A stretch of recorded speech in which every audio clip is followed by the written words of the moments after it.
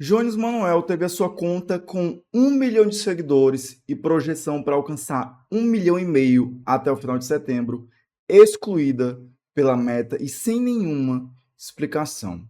Afinal, por que isso aconteceu? Vou tentar responder isso para vocês nesse vídeo. Sejam todos bem-vindos e bem-vindas. Meu nome é Henrique Lima e você está no canal Sociologia no Cotidiano. Vou tentar explicar para vocês o que está acontecendo, o que aconteceu, segundo uma perspectiva da sociologia, que é o objetivo deste canal. Será que foi uma escolha técnica, uma decisão técnica ou uma decisão ideológica? Primeiro de tudo, como é que a gente vai fazer essa análise nesse vídeo? Primeiro, vamos pegar o conceito da Escola de Frankfurt de Teoria Crítica e Indústria Cultural, para explicar esse contexto ideológico. Também vamos pegar o conceito de propriedade privada dos meios de produção, Marx e Engels, para explicar também o que está acontecendo. Primeiro ponto, explicar o que é ideologia, porque o conceito técnico vocês já devem saber. São escolhas feitas a partir de dados, probabilidades, com uma certa ou pseudo-neutralidade, embora eu não acredite que ela exista, em alguns determinados assuntos, principalmente em assuntos que são do campo social, ok?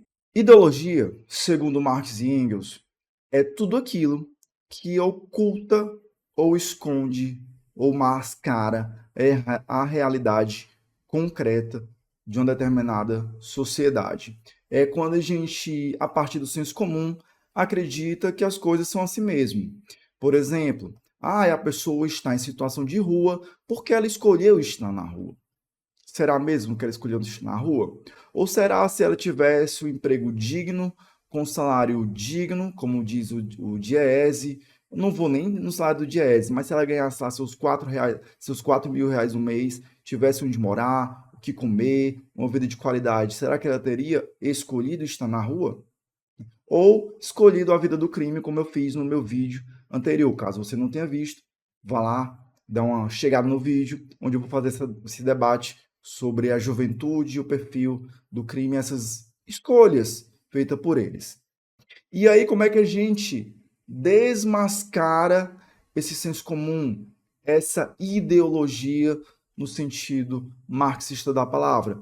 Bauman vai dizer que a sociologia tem um papel importantíssimo em desvendar, em desmascarar esse véu que esconde a realidade concreta no sistema capitalista. E aí, vamos começar com o conceito de propriedade privada dos meios de produção, para nós entendermos, a partir daí, o que é a meta, o que são as Big Techs.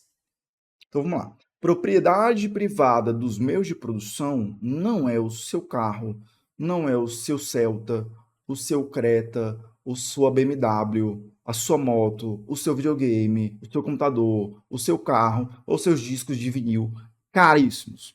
Isso é propriedade individual. Quando a gente fala em propriedade privada dos meios de produção, não seja um monarca e não fale besteira. Propriedade privada dos meios de produção é tudo aquilo capaz de gerar bens, mercadorias e capital, que é o poder econômico e também o poder social. Exemplos: uma fábrica, uma indústria, um banco. Então, essas coisas, grandes latifúndios, são propriedades privadas do meio de produção. Ou seja, eles estão de posse de tudo aquilo que é necessário para o trabalho ser realizado. E aí você vai dizer, mas ele se esforçou, ele conquistou tudo isso a partir do seu esforço pessoal. Mentira, gente. Mentira. A maioria dos burgueses que nós temos hoje, eles não se esforçaram nada, são todos herdeiros que trouxeram lá do sistema feudal para o sistema capitalista essas bases. Isso por quê? Porque o capitalismo ele não ruiu completamente o feudalismo, ele se apropriou de algumas estruturas do sistema feudal para moldar um novo modo de produção, onde a burguesia revolucionária da época toma o poder e assume esse lugar mais alto da escala dos meios de produção. E aí sobra aos trabalhadores trabalhar vender sua força de trabalho e enriquecer os outros, não ganhando aquilo que ela produz, mas vendendo o seu tempo de vida. Então, entenderam o que é propriedade do meio de produção? Ou seja, trazendo mais para o cotidiano de hoje e o nosso tema em si. As redes sociais, como a Meta, como o YouTube, como o TikTok, são propriedades privadas do meio de produção. Elas têm um dono ou vários donos, acionistas. Esses ficam com todo o lucro, enquanto as pessoas trabalham para sustentá-las. Vou deixar uma dica de documentário que é O Dilema das Redes, onde você vai entender que você não é o proprietário do seu perfil no Instagram, não é proprietário da sua conta no YouTube, você apenas está ali como um produto, um trabalhador que está gerando lucro para essas big techs. E assim era a conta do Jones Manuel, ou a conta do Nicolas Ferreira, ou a conta de um influencer que tem 5 milhões de seguidores que fala de moda. Então, você pode até achar que é dono da sua conta, do seu perfil que está gerando o seu lucro.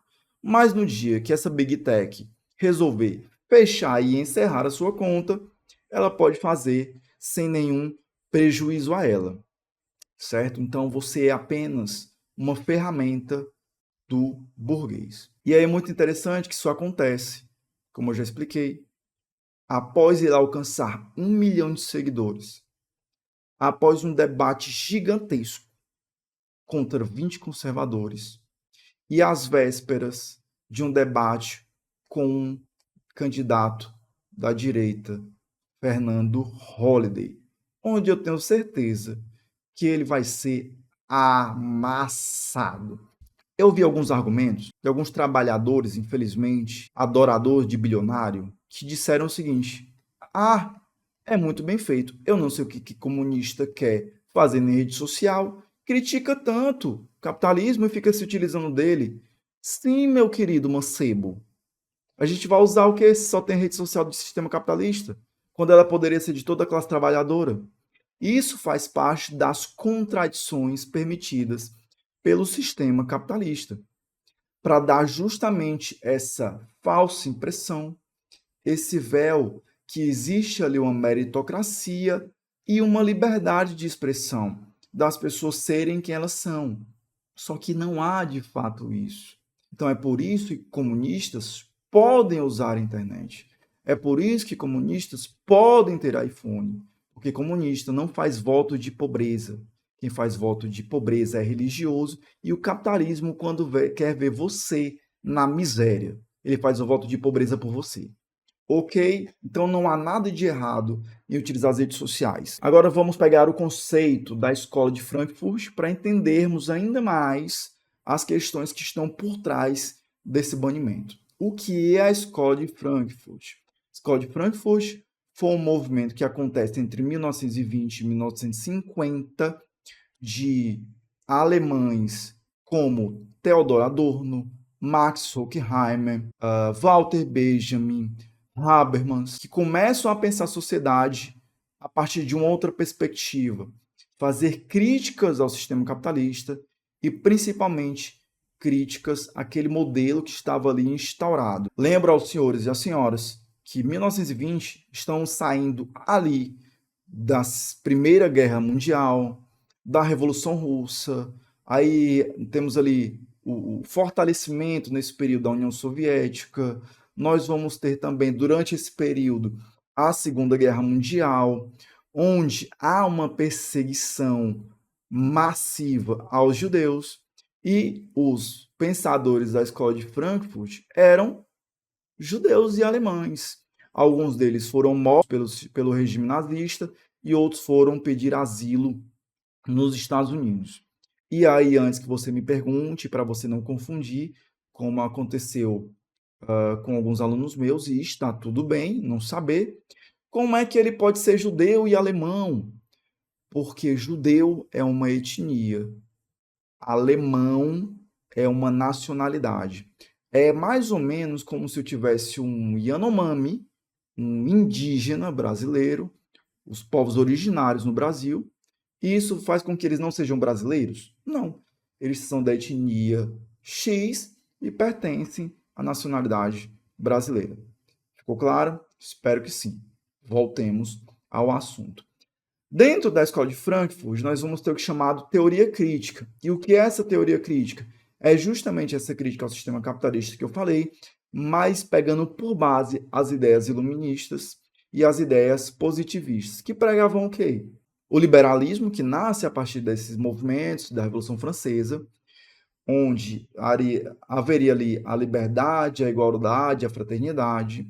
Juntamente com isso, prometeu que o capitalismo, quando surgisse, e aí a partir das tecnologias, do estudo, da educação, do desenvolvimento tecnológico, da prosperidade, isso faria com que automaticamente tivesse uma ordem social e essa ordem social, as pessoas, as nações, a sociedade, ela seria imbuída de uma moralidade superior, evoluída. É dessa forma. E aí, os frankfurtianos olharam para a sociedade. Irmão, não é possível, porque vocês falaram um monte de coisa e nada aconteceu. Muito pelo contrário. Nós fomos perseguidos pelo simples fato de sermos judeus. Existia uma guerra que estava ali em busca do imperialismo, de exterminar todo mundo. Então, onde é que isso é evolução? Cadê a ordem e progresso, que está no lema da nossa bandeira, prometida pelo sistema capitalista, pelo positivismo capitalista? Não existe. Então, nós precisamos repensar essa sociedade para mudá-la realmente. Repensar esse sistema capitalista, pensar um outro modelo que servisse às pessoas e não a um pequeno grupo seleto, proprietários dos meios de produção. Então a crítica surge a partir daí.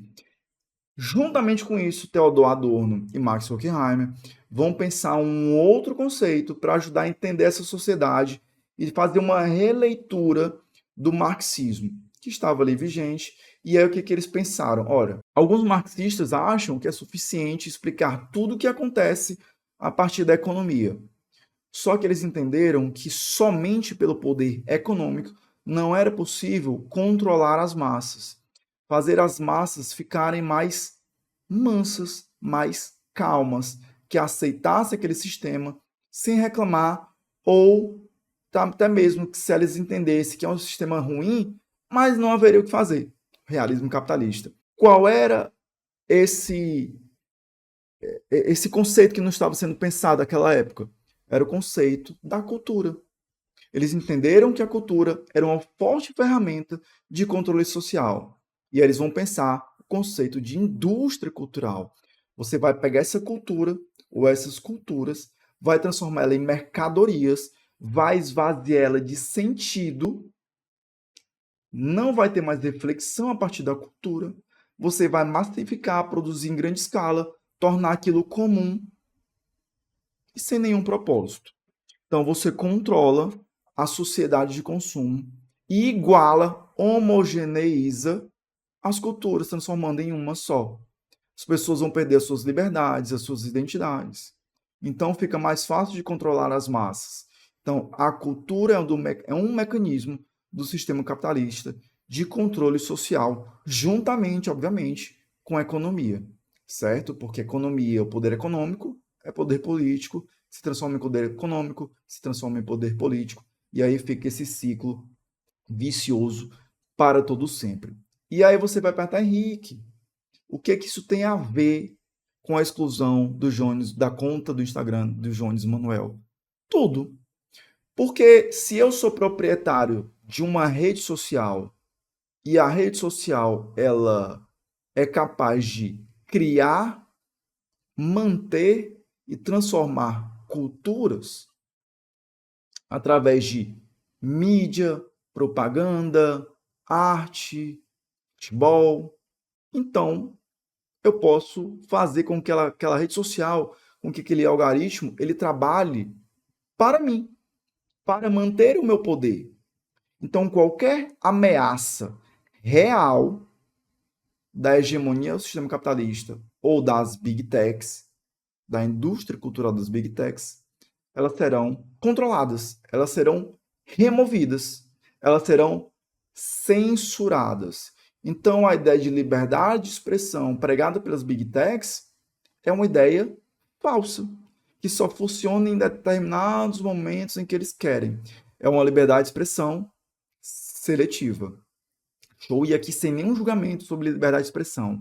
Porque, por exemplo, se nós tivéssemos uma sociedade socialista, onde os meios de produção estivessem na mão da classe trabalhadora e viesse um nazi frescar, espero eu que o Estado socialista bloqueasse essas pessoas. Aí eu pergunto aos senhores e às senhoras, por que a Meta, por que o X, por que eles não bloqueiam contas que ficam espalhando fake news todas as horas, como a conta do Nicolas Ferreira, ou que ficam sendo transfóbicos, homofóbicos, racistas, ou com racismo religioso, que acontece muito? Por que não são bloqueadas? Estranho, minimamente estranho. Mas entendem a importância de se entender a indústria cultural e esses conceitos da escola de Frankfurt, juntarmos eles e compreendermos como as redes sociais funcionam? Ah, Henrique, mas por que não exclui a sua conta? Porque eu tenho 1.000 seguidores. Eu não tenho 1 milhão e não chegaria a 1,5 milhão, como está acontecendo com o Jones. E essa proporção está ajudando o Jones a se tornar uma pessoa pública e política capaz de trazer uma real ameaça, entre aspas, ao que se está imposto. Porque imagina o Jones em um debate na Globo, colocando as ideias de que o trabalhador pode ter muito mais direito, pode receber muito mais, pode ter trabalho digno, pode trabalhar menos para ter tempo para estar com a sua família, para estudar, para jogar uma bola, para ir numa praia, para tomar uma cerveja, para curtir a esposa na televisão brasileira. Quais números esse cara poderia alcançar? Como ele poderia mexer com a sociedade do sistema capitalista? Então, enquanto não é ameaça, a gente se finge de doido, a gente big tech. Mas quando é uma ameaça, a gente censura sem nenhum problema. E você, o que acha disso? Acha que tem sentido o que eu falei? Ou acha que foi um mero acaso, uma mera coincidência? Ou que o Jones Manuel cometeu algum tipo de crime cibernético? Penso eu que não. Penso eu que foi censura. Mas deixa aqui seu comentário aqui embaixo. Se gostou desse vídeo, deixa o like, se inscreve no canal, rumo aos 300 inscritos.